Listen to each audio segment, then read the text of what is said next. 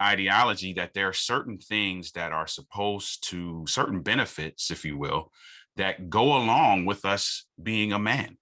Mm. That there are certain things that are rites of passage, and that's true, but some of them don't translate well when it comes to how successful you are in romantic relationships, or how successful you are in the workplace, or how. For those who don't know, I probably tried to throw about 4 or 5 different monologue ideas on this one, and I ain't like none of them. So, what I'm going to do is just say, bartender, cue the music. Welcome to the Mind of a Man podcast, a podcast where men have manversations on topics they rarely discuss, such as health, family, and wealth, to name a few. Now, here's your host, James Bush. What's going on? What's going on, everybody? Thank you for tuning into the Mind of a Man podcast. My name is James Bush. I am your manversationist. And today we got a great guest. Usually I look at Instagram and I look at pages and I click. But then I look at this guy's page and he just had stuff laid based to my audience. You know, black males, minority males. Oliver, welcome to the show. Appreciate you, man. Thank you for having me. First of all, this is an honor for me, man. You talk about scrolling Instagram, right? I scroll and see the clips that you put up, and I'm like, this guy is like, he's giving game, so I appreciate the opportunity to even get to sit down with you, man. Thank you. Man, I'm gonna tell you, Ebony, Portia, Ashley, and the rest, man, my team, they'll be very happy to hear you say that. So good stuff. Definitely want to jump into this. I think this is going to be a great show today. But before we get started, again, I am unorthodox, as they say. I like to start off with a little game. Okay. 5 questions, random trivia. Okay. Hopefully you are, can we say culturally competent? If you're not, don't worry. We're not going to take your African-American card today. And we're going to jump right into it. You cool? Let's do it. Oh, by the way, only I think one person has got all 5 right, but she didn't she didn't get from this list though. So here we go. That's pressure. Question number 1. What is the fear of mice known as? The fear of mice. Man, you got me, man. Mice phobia. I don't know. It's called moosophobia. Moosophobia. Yeah, okay. I wouldn't have got that one either. Okay. All right. Question number 2. And I think we're old enough to remember this movie. What real American Revolution battle served as the inspiration for the film The Patriot? Man, did I see that movie? I don't even know if I saw that movie. Yeah, I would be guessing now because I don't even know if I saw that movie. The Patriot, would that be Civil War? I don't know. American Revolution. It was the Battle of Cowpens. Okay. I don't know where that was. I don't know where it is. Yeah. I vaguely remember that. Man, history class. Whew. So, question number 3. Okay. In France, what would you buy in a boulangerie? I never even heard of that. We 0 for 3 right now. You will buy bread. You will buy bread. Say the word again. Boulangerie. Boulangerie. Okay. Yeah. All right. Yeah. You will buy bread. Okay. So let me ask you. So last two questions. Mm-hmm. In what state was Oliver Marcelle born in? Man, now if I get that wrong, we gotta shut the show down. Yeah. In what state was Oliver Marcelle born in? Yes. Oliver Marcelle was born in the state of Maryland. The DMV? Yeah. Oh, where? Baltimore. B. More. Yes, sir. Man. Oh, okay. That's the connection right there. I was born in Washington, D.C. Wow. Hey, I'm a product of PG County. That's what's up. man, okay. All right. So, question number 5. In what year did the book Overcoming the Man Laws come out? Came out in 2020. 2020. Wow. in the midst of the pandemic. Man. Okay, cool. Well, you got 2 out of 5, right? And so that's cool. But hey, listen, I'm gonna be ready to get bread though when I make that trip to France, because that's on the bucket list. Most definitely. So let's go into our next segment. Let's go into this gauntlet. And we just mentioned that book, Overcoming the Man Laws. Yep. And I just want to just say that's just wow. Because now I think that we're in a place in our society where we're beginning to open our minds just a little bit from the things that we were taught and just say, that don't look right, or that don't look like I believe it should. Or it's like the kid that goes to church and says, how come them folk over there is doing everything while he ain't doing anything? It's just one of them type of situations. So give it to me, man. What was the inspiration for it? Man, Overcoming the Man Law. So I'll give you the backstory. The backstory is I went to, pre-COVID, our speaking engagements, all of them were in person, right? So I was a breakout speaker for a singles retreat. And so when they split the men and the ladies up, I took the men and I talked about the unwritten man rules. And I shared 5 principles that I've learned over my time as a husband and father that I feel like are crucial to the success of us traversing manhood, and with some level of, accuracy, if you want to call it that. Right. And so after I did that, I came back home and I told my wife, I was like, man, I think this will make a good book. Mind you, that's back in 2017. I did this breakout session. So I start writing a little bit here and there, put it down, pick it up, put it down, blah, blah, blah. Fast forward, in 2020, I finished it up. And what I did was I took those 5 lessons that I learned, I broke them out into 8 pillars. So the book's talking about leadership, mental stamina, trust, authenticity, altruism, faith, respect, relationships, and my journey of self-discovery in all of those areas. Because here's the thing, all of us can point back to a man law that we've been taught or we heard in the streets or our uncles, brothers, whatever. And some of those are great. Don't get me wrong. But there's some of those things that I took into my marriage and realized, wait a minute, I'm completely destroying this thing. Wow. So something's got to give. Like either I got to change or this thing is coming down. So I had to unlearn some things and I had to relearn some things. And that's the motivation behind the book. You're literally reading, if you read the chapter in relationships or the chapter on leadership, it's literally my journey of self-discovery, what I had to unlearn and what I had to learn in order for me to successfully get through this thing called manhood. So you made an interesting point. And when I heard you talking, I just wondered, I said, how does some of those man laws translate to contemporary 2021, almost 2022 times? Because I think that's so important. What worked for, I guess, great granddaddy and granddaddy might not translate to this time, day, and age. And I think sometimes that's the biggest piece of what people have a hard time accepting. It's like traditionalism. We do it this way. This is how it's supposed to be. But some of the participants that are you are utilizing in this traditionalism aren't reading from the same book. I love that you said that, because in this day and age, right? My son's 18. So his generation, they balk against traditionalism. Heavy. I mean, heavy. What's crazy is, though, they're balking against traditionalism with the same pieces of fabric ingrained in their character that my generation and my father's generation and my grandfather's generation had. So they're approaching their scenarios with the same ideology. They don't even realize it sometimes, that ideology that's been ingrained in us. Okay. Passed down from generation to generation to generation. And they're balking against what's happening today, but they still have some of that same mentality. If you think about it as men, right? All right. We still have this ideology. Well, not all of us. Let me back up for a second. Let me not dump everybody in the category, because that's something that we hate that other people do. So let me not do that. Yes, sir.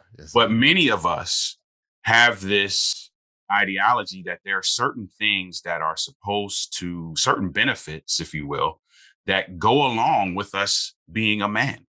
Mm.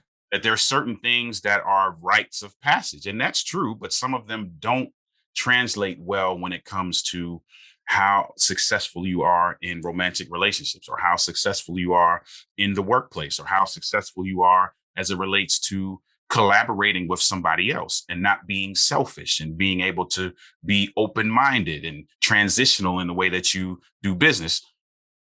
We don't always get that piece of it, but we know what we don't want. And so it's easy to balk against it because we know what we don't want, but we don't realize that some of that stuff has been ingrained in us just down the road. Like, I had to do some stuff with my son. Like, I taught him some of the same things that I was trying to unlearn. And I wasn't doing it out of spite. It was just like, I got what I got from my dad, because that's the life he lived. He got that from his dad. I gave it to my son. And then as I went through this process of writing this book, it's crazy because when I went through the process of writing this book, I literally had to sit down and have a conversation with him. And I was like, bro, be honest with me. What, if anything, do you feel like was missing as it relates to the way that I raised you? It's funny because I throw out there to some of my clients, and I say things such as, we're different. I'm about 40 years old. Some of you guys, you're about your late teens or your early 20s or so, and I think you're in that Zer range, and Mhm. I'm on the cusp of the millennials. For I guess for those who don't know, and the idea is that us coming up, I remember rotary phones. I Yeah. remember when there was no internet.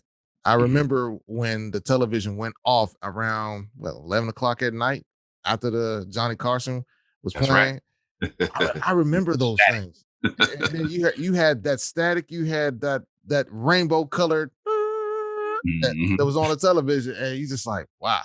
Or matter of fact, you had the I was it the was it the national anthem and that airplane that flew over just to let you Yeah, know. that's I right. mean, Yeah. things were shutting down. Mhm. And so I say all that to say is that we've had different experiences and we've had a different level of development. If you look at some of the economic breakdowns of a lot of this stuff or so like that, there are more families who are moving to single family homes and moving out into the suburbs as who grew up in those other impoverished areas uh, beforehand. Okay. And a lot of that comes with education and, the availability of different jobs or so and such and so forth, but life was different. And so, life being what it was at that point in time, the rules were somewhat um, pivotal and very detailed to that time period.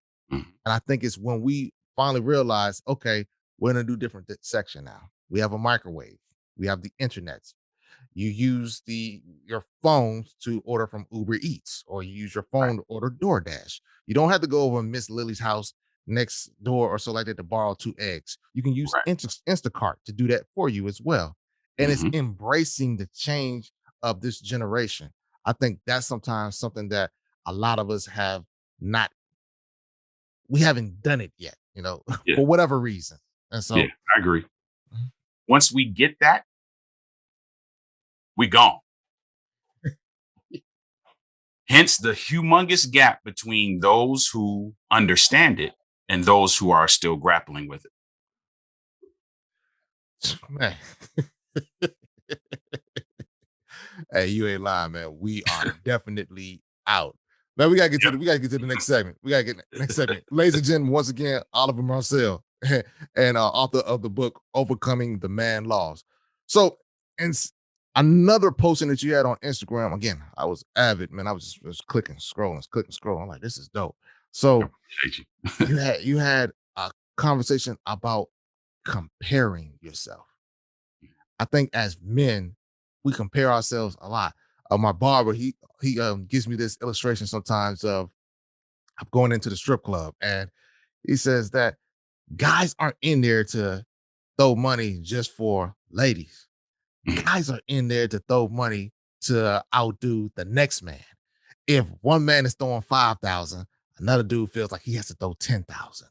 If one dude is as having a drizzle, another dude feels like he has to have a thunderstorm. And I was like, oh my gosh, it's like this is just ridiculous, but it's true. It It's is. true. It's true. We are comparing ourselves and we're using others as a gauge to support who we are as individuals. How can men embrace their own journey as opposed to comparing themselves to others? Man, it's a tough one, right? Because it goes back to what we were talking about. That's been handed down to us. If you think about Mhm. it, there was a certain there was a certain path that you had to take, right? You had to go to high school. You had to graduate from high school.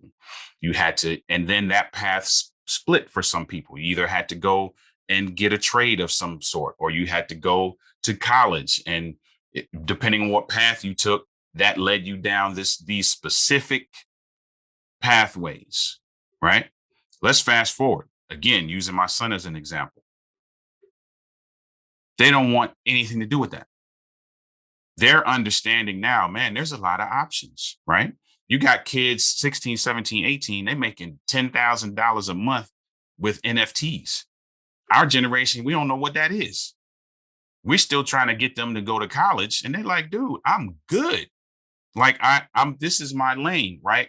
And so we've come up through generations of comparing ourselves to what was upheld as a standard. Here's what I'm realizing. And I'll be quite honest with you. I just turned 50 years old.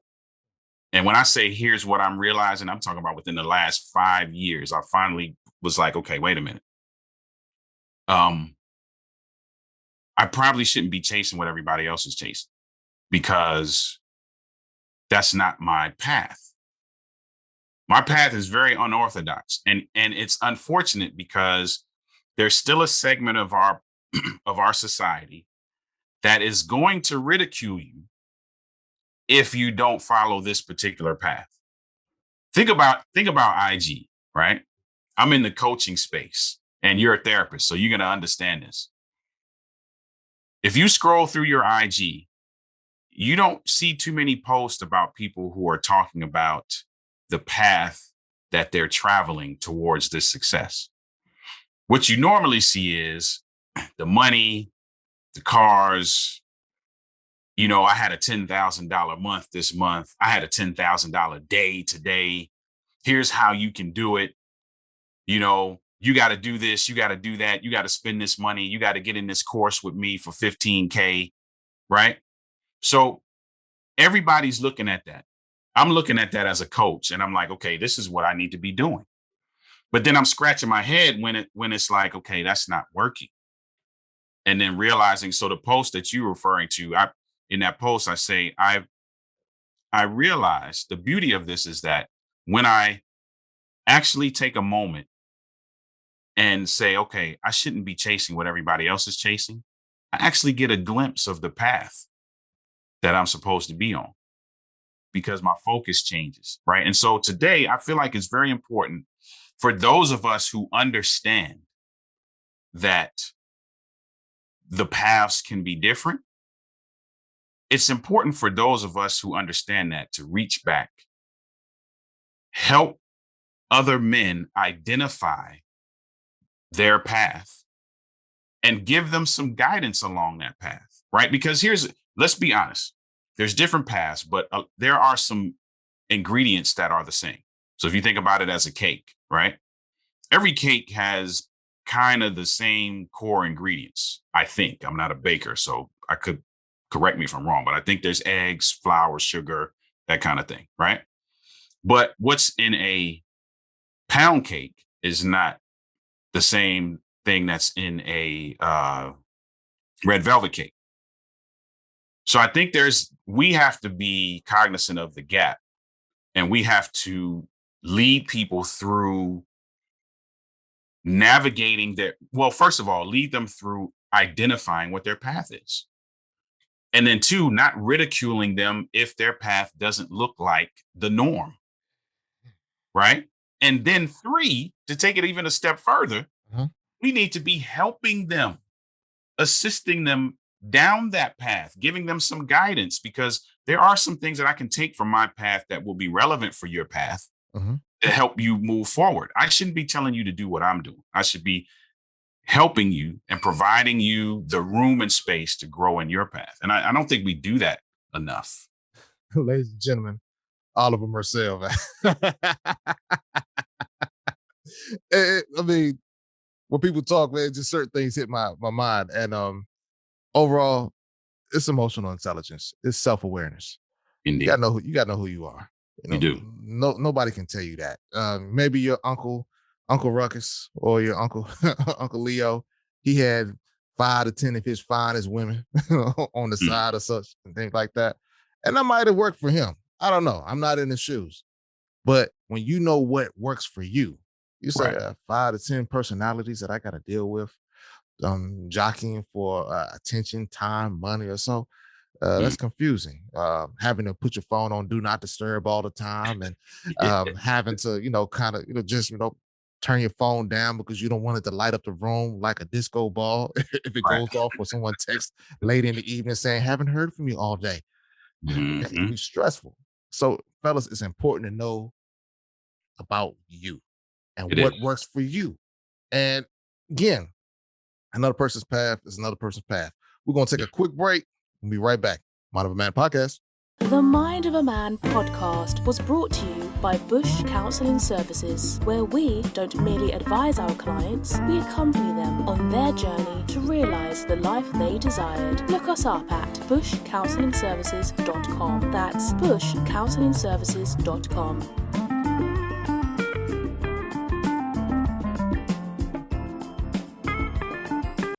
And we're back. Mind of a Man podcast. We have the speaker, the author, Mr. Oliver Marcelle with us. And again, I'm on your IG. I'm looking at your podcast portion because I'm trying to see if I can steal some guests. Hint, hint. Nah. But you had a quote, and I'm paraphrasing it because I definitely want to, man, give you enough time to just dive into this. Mhm. You said, "There's no manual on being a father. There's no manual on being a great man. Mhm. There's no manual on being mature and what that looks like." And you even made a statement. You said, "Hey, look, I put myself in a group. I wrote books, but it's after the fact. Yep. Yep. There is nothing when you walk in the door on the topic of manhood." And I found that so interesting because a lot of us are getting into situations, we're in relationships, we're in leadership opportunities in our communities, and a lot of us don't know what we're doing. We don't. Yep. And so then it moves to this last point, and I said, how does somebody that is in their mid-20s, their 30s, or their 40s even, how do they go and make those shifts or make those changes so that they can be better husbands and better fathers, so they can be better community leaders? What has to take place and what has to happen? Man, I think that the gap, the divide right now, Mhm. we need to close that gap. And here's what I mean by that. Okay. We see the finish line. Mhm. We're always presented with the finish line. So think about it on every level, whether it be if you're in the streets or if you're in the corporate world. If you're in the streets, we come up. I think about where I grew up in More. You go outside to play. We see the guys rolling by, and this I'm a date myself, but we see the guys rolling by in the BMW 325i's, and we see the jewelry, we see the big chains, we see all of that. That's the finish line. Yeah. Like that's what I want. I want that.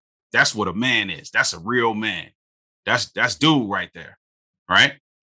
But there's between me playing outside and getting to that, there's a process. That's the piece that nobody shows us or tells us about or lets us know that there's some type of character development. There's some practice. There's some level of sacrifice. There's some level of self discovery. There's some level of education, whatever it is. And I'm talking about all the way across the spectrum, all the way from the street, all the way to the corporate space, there is a process, right? And it's a twofold thing. As men, we need to start searching out individuals who can take us through those 4 areas that I just briefly mentioned earlier: observation, training, execution, and feedback. And I'll talk about that in a second.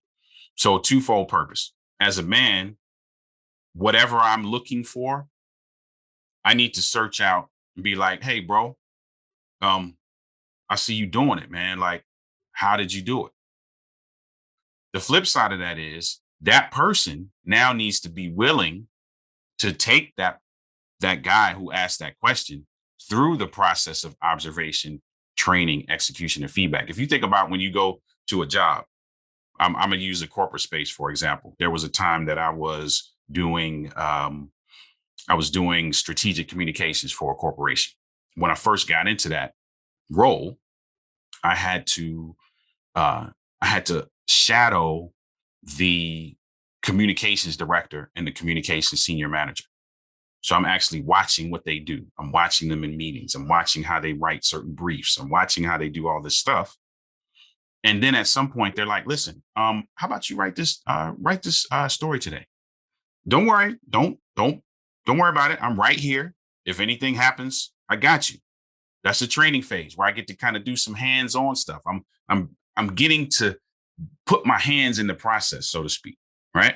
Fast forward, we go through that for a little while. And then she's like, you good. I think you're good. I think you're ready to go. Here's your office. Here's the next few initiatives that we're working on. I want you to lead. I want you to take point. That's my time to execute. Then there's going to be some feedback on the back end. I saw how you did with that initiative, man. Great job. I love how you handled that. I love how you worked in that meeting. I love how you dealt with those executives and that C-suite level. Or it might be the other way. It might be, hey, you know what? That was good, but let's tweak it a little bit so we can get a little bit different result. They may have to take me even back to the training phase. Like, hey, you know what? Let's go through this again just to make sure you're good, make sure we're solid. In our community, we do not do that enough with the men in our community, right? Just like I talked about before, there's a portion of us that get what we need to get. Praise God, we were able to find the education. We were able to stumble into the opportunities or whatever. And now we're on the other side and we stay on the other side. That gap that divide, we have to build a bridge. Because the young guys coming up, they need to understand 2 things. They need to understand that we've been there, even though we may not be able to line up experience for experience. Culturally, psychologically, emotionally, we've been there. They need to understand that. And because of this gap now, they feel like we don't understand that. They feel like we don't understand what they're going through. So because we don't understand what they're going through, we don't have nothing to teach or tell them. And that just widens the gap even further. So some of us have to really get down off our high horse and be like, yeah, I was there. I get it. Here's what I did. Let me show you. Watch me for a little bit. And then let me let you do it. Because we got to get out of that I got mine, you got to get yours kind of thing. Watch me for a little bit. Let me let you do it. Now you go try to do it. And remember that I'm here so you can holler at me if you need some feedback. And once we begin to start closing that gap, we're going to see some differences, right? Because 1, it's going to draw us closer together as a community. We're going to realize that, okay, the experiences may not line up, but the ideologies and the mentalities do, right? The mindset lines up. And once we get that and we can establish that relationship of trust, because now, oh yeah, okay, dude, he was there. Okay, he gets it. It's not the same exactly, but okay, I can rock with this guy. Let me listen to what he has to say. Boom. That opens the door. And once we get the door open, man, then it's about building from that point on. In therapy, they teach us about relatability. You got to meet your client where they're at. And so just because you may have ascended to the mountaintops and you came down with the pillars and the tablets of knowledge and wisdom, Right. maybe the people that you're looking to serve or your audience, they don't have that. They may have different color hair. Their hair may be longer. They may wear skinny jeans, jeans with rips and cutoffs in it. And it looks totally opposite of what you are used to. Mm-hmm. But if you allow that to be an impediment or a hindrance to having a discussion, to having a conversation with that young brother, then you just as bad as those other individuals, man, who worked, man, to divide us in the first place. Exactly. And we get caught up with that. We get caught up with the outside, right? Yeah. When at the core, every Black man at his core is grappling with mental stamina, with what leadership looks like, and the fact that leadership sometimes looks more like maintenance man than CEO. What the heck does that mean? How do I live that out? At the core, they're grappling with faith and what that means, right? At the core, they're grappling with relationships, romantic relationships, business relationships, street relationships, right? At the core, we're all grappling with respect. We're all grappling with altruism. And how much can I give before I feel like I'm getting taken advantage of? We're all grappling with authenticity. And those are the things that we got to address as men. And we got to bring folk along and help them understand that, hey, I'm there too, man. Let's get this. And not necessarily let's get this bag, man. Let's get this mentality. Yeah. Let's understand the fact that authenticity does not pose that our adjustments do not pose a threat to our authenticity. Mm-hmm. Let's understand these things. Let's embrace these and teach these and bring folk along. And that's going to help us get a little further along. Making the shifts, kind of moving yourself, but also saying, hey, James, I'm still going to the King of Diamonds with me and my woman. Right. Right. Hey, you know what? Hey, my man, do you, man, be safe. And, yeah. And it's no judgment. There's no shame, no shade or anything like that, but just giving people space, man, to do them. Giving them space. My brother, we got to get out of here. But Oliver, give us the rundown. Where can they get the book? Where can they reach you at for coaching services? Where can they listen? I mean, just give it to us all. Man, the very quick and easy answer is the website, Denoli, DENOLI.org. You can get the book there. There's links there to the podcast, to YouTube, to social media. That's the one-stop shop. And then from there, you can branch out, Denoli, DENOLI.org. If you want to email me, you can do that through the site, or you can just simply Oliver@Denoli.org. Man, that's what's up. That's what's up. Ladies and gentlemen, once again, Oliver Marcelle. Man, I appreciate you coming on. Definitely want to keep in contact with you. Some great things we can get on. Absolutely. I appreciate you, bro. What's burning on the bushes next? Once again, shout out to Oliver Marcelle. I wish you guys could have saw some of the outtakes that we discussions that we had. I think it's pretty dope, and I think I probably released that later on somewhere down the line. But I mean, dope episode. Let's talk about manhood. Just talking about some of the lessons that we've learned. Again, it's amazing how we're in a society now where we're on a road to our proposed destination, and we find out that you've been going the wrong way.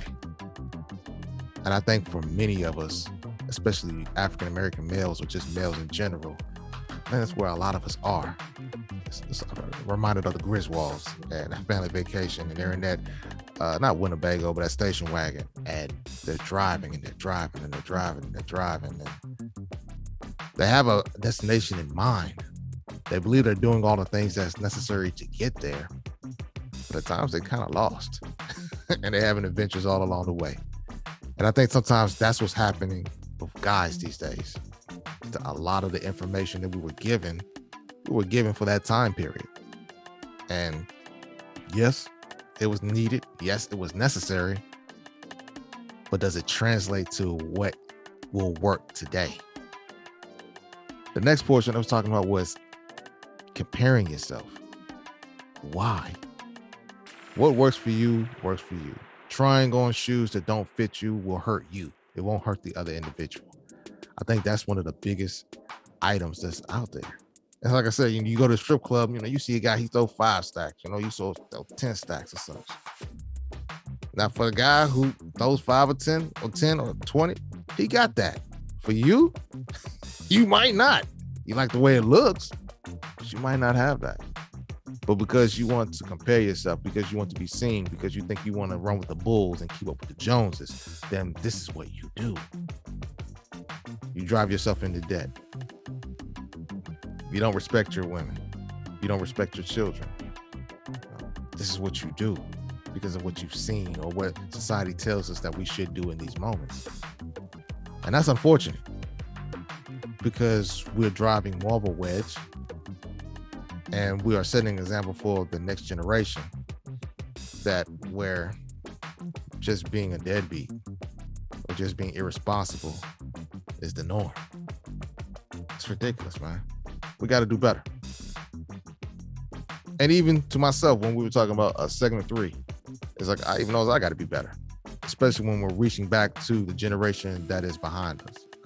Not casting judgment on their appearance or their vernacular or their language or whatever, but just finding those connections. Just like when I'm working with my clients and finding that relatability, creating that compassion. Okay, I can see where you're at. I'm looking at life from your viewpoint. Not just, man, staying in my eyes. But guess what? If I'm doing my work, I have enough emotional intelligence and self-awareness about myself to say, okay, here I am. But also looking at how does that affect you? And then along with that, taking that and just saying, okay, young brother, what do you need in this moment? Because there are commonalities. There's a common thread. You just got to find it. And as the older generation, we can't tap out trying to help those find it. When you have that relatability in a counseling session, the environment isn't stagnant. It's flowing. You clicking. Y'all exchanging ideas. Y'all can go somewhere. It can be centered around culture. It can be centered around belief systems, arts, entertainment, whatever. When we can find that common thread to help our young people, they can be benefited from it. And we can be benefited as well too, because we can leave and to see that we've done something, as opposed to just watching the car crash slowly. That's all I got for today. Once again, thank you, Oliver Marcelle. The word for the day, just be responsible. Take care.